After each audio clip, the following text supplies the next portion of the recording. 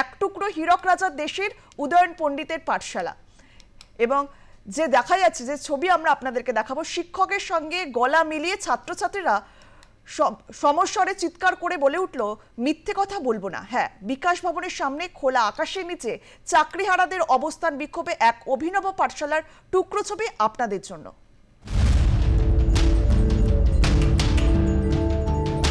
শিক্ষক আছে, ছাত্রছাত্রী আছে, কিন্তু নেই ক্লাসরুম। তার কারণ 2016 সালের যে প্যানেল, সেই প্যানেল বাতিল হয়েছে এবং সেই প্যানেল বাতিল হওয়ার কারণে 2016 সালের এসএসসি যে সমস্ত শিক্ষক শিক্ষিকারা চাকরি পেয়েছিলেন তাদের চাকরি আজ নেই, তারা চাকরি হারিয়েছেন। চাকরি ফেরানোর দাবিতে তারা আন্দোলনে সামিল হয়েছেন এবং বিকাশ ভবনের সামনে তারা আন্দোলন চালাচ্ছেন। সেখানে প্রতীকী পাঠশালা করা হয়েছে, যেখানে দেখা যাচ্ছে বিভিন্ন স্কুলের ছাত্রছাত্রীরা এসেছেন আজকে সেই সমস্ত শিক্ষক শিক্ষিকাদের পাশে দাঁড়াতে যারা চাকরি হারিয়েছেন, যারা ছাত্র গড়ার কারিগর তাদের পাশে দাঁড়িয়েছেন। কোন স্কুল তোমার? বৈষ্ণব দেবী একাডেমি হাই স্কুল। কি নাম তোমার? ঈশান হালদার। শিক্ষকদের কেন এই রাস্তায় নামালো সরকার? সরকারের কাছে আমরা এটাই জবাব চাইতে নেমেছি রাস্তায়। আমাদের স্কুলে টিচার নেই, টিচার আনতে হবে আমাদের।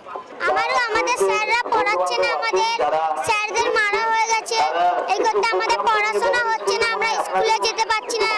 আমাদের দাবি হচ্ছে কিনা আমাদের স্যার আসুক, আমাদের পড়াশোনা করা।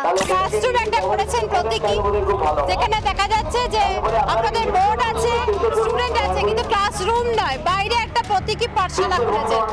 এইরকম কোনোদিন চিন্তা ভাবনা করেছিলেন যে এরকম একটা প্রতীকী পাঠশালা খুলতে হবে, যে আমরা শিক্ষক পড়াতে চান সেটা প্রমাণ দেওয়ার জন্য?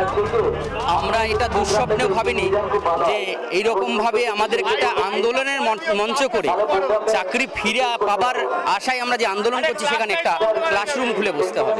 আজকে যে ছাত্রছাত্রীরা এসছে প্রত্যেকে আমাদের সন্তানের বয়সে, তারা আজকে নিজের উদ্যোগে এখানে রাস্তায় নেমেছেন।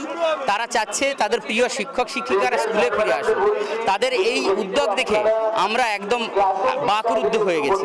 আমরা ভাবতে পারছি না যে ছোট ছোট শিশুগুলো, তাদের মধ্যে আমরা কি বার্তা পৌঁছতে পারলাম। আমরা স্কুলে গিয়ে পড়াশোনা করতে পারছি না, ফলে আমরা রাজপথেই আজকে ক্লাস করেছি। আগামী দিনেও আমরা রাজপথেই থাকবো। যুগের শুরু থেকে যুগের শেষ পর্যন্ত নীতিবোধটা মানুষের মধ্যে খুব থাকা দরকার, কিন্তু আজকালকার যুগে না নীতিবোধটাই উঠে যাচ্ছে।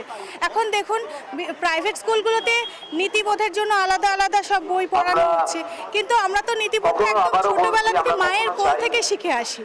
সেখান থেকে কিন্তু নীতিকথার গল্প শিখেই আসছি, কিন্তু জানি না কি কারণে চারিদিক থেকে এই জিনিসটাই উঠে যাচ্ছে।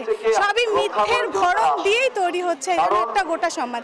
আর সেই জন্য আমার মনে হয় নীতিকথাটা প্রত্যেকটা মানুষের, প্রত্যেকটা বাচ্চার মনে গেঁথে থাকা দরকার।